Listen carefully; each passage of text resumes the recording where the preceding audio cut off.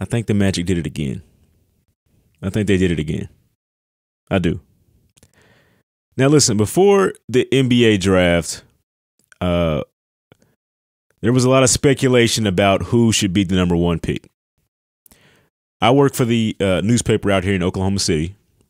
So I had a firsthand look at mostly everything that was going to happen with this draft. I was in it as deep as you can be because the Thunder had the number 2 pick. So, of course, we're paying more attention to it than most teams.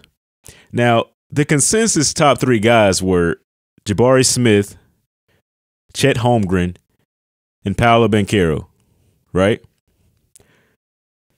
It never made sense to me that Paolo wasn't the top pick. It never made sense why the consensus was Jabari Smith was the guy and Chet was next. Not to say that they aren't better players or they aren't going to be great. I just didn't think that those 2 guys were ready right now. When you want to get a top pick in the NBA, when you get a top pick, you're trying to draft the guy that's the game changer. You're trying to draft the guy that's going to give you the most wins and be your guy going forward. Now, Jabari Smith is a 3-and-D type of guy. There aren't many 3-and-D guys that are running the league. There aren't many 3-and-D guys that are leading their team just shooting 3-pointers and playing great defense. Those are like the role players that you want to put around your star players. That's what those guys are. Not to compare him to a role player, but that style of play is what it is. Chet Holmgren, we knew he could be great. We knew he could be great. He could be the next unicorn. It just depended on how well he held up in the NBA. And we knew he had to gain weight. We knew he had more things to work on. But his game is polished. His game is there. It's just his physical presence that needs to be improved. Paolo Banchero was the perfect all-around player to have. He stands at 6'10", 250, so he's already like an NBA-ready type of body. He's very coordinated. He's not, falling over his feet. He was the leading guy for Duke, unlike the other 2 prospects. He was the main guy for them. And he advanced very far in the March Madness tournament, which usually gives guys a boost heading into the draft. I don't know why that didn't happen this year. So when the Magic drafted Paolo first, and a lot of people were shocked, I just thought that made the perfect sense. Okay? It made the perfect sense.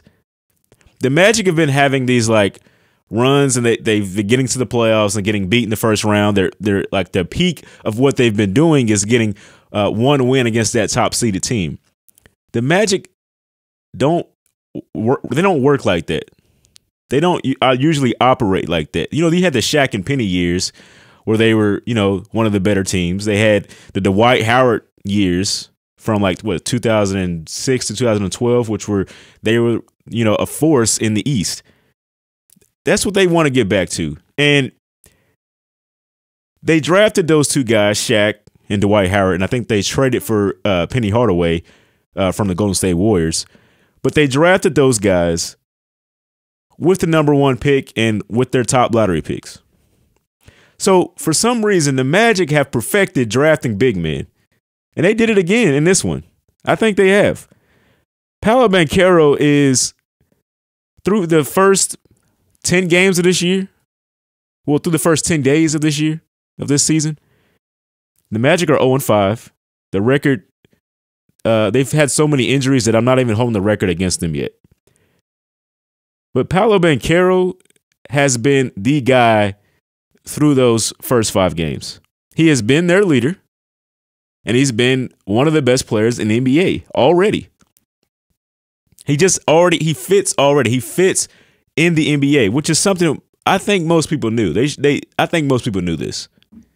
I think they were just more intrigued about Jabari Smith and Chet Holmgren. That's what it was. There wasn't a lot of flash for Paolo Banchero because we knew he was going to be the best guy. I mean, he's averaging 24 points, 7.6 rebounds, and 3.2 assists in his first 5 games. It took me 2 minutes to realize he was going to be great in his first game, where he had his first basket was like a drop step turnaround right hook in the paint as a big man. It shows you that the big man wants to score in the paint, unlike the most big men nowadays where they want to go outside and shoot the 3-point shot. He let his presence be known already in the paint. And he became the first player since LeBron James to have 25, 5, and 5 in his rookie debut. I mean, he didn't look afraid at all. He didn't have any of the jitters. It looked like he went in and was like, he knew he was the guy. He knew he was the guy. Some guys, they go in the game and it's their first time. And they're trying to get their first bucket. It takes a little while. It took him less than 2 minutes. The Magic got it right again.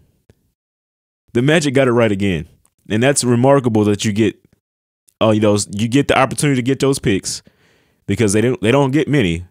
As any franchise, you don't get many. But it seems like every top 3 pick that the Magic they get right.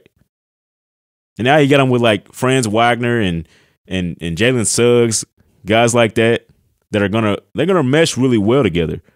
Heading forward, they're all, like I said, they've been injured, so they haven't really played a lot of games together as a unit just yet. So we don't know the full capabilities of this team just yet. But Paolo Banchero looks like the guy. He looks like the guy, and he scored at least 19, 20 points in every game so far this year. So we know he can score. And we know that teams are already having trouble stopping him from scoring.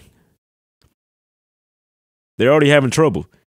Now, Shaq in 1992 was just outstanding in his rookie season. He averaged 23 points, 14 rebounds, and 4 blocks to start his NBA career. That should have let you know he was already going to be a problem for years to come. That right there is outstanding. Dwight Howard actually had a slow start, comparably for your main piece. He averaged 12 points, 10 rebounds, and 2 blocks in his rookie season. He eventually turned it on in that 2006 season where he became an all-star, and the Magic just peaked for a very, very long time. I think, was it 2006 to 2014 is when he did. Oh, he left in 2012. He left the Magic in 2012. So 2006 through 2012, that 6-year run was just outstanding for him. And so now the Magic get Paolo Banchero, who's the next guy for them, and they got another great big man. And this time it might work. Thanks for watching this video. If you made it this far, like and subscribe to my YouTube channel. Also, I have a podcast called Rip Jersey. Follow that, add it to your playlist. Listen to it wherever you can. Thanks for watching again. Peace.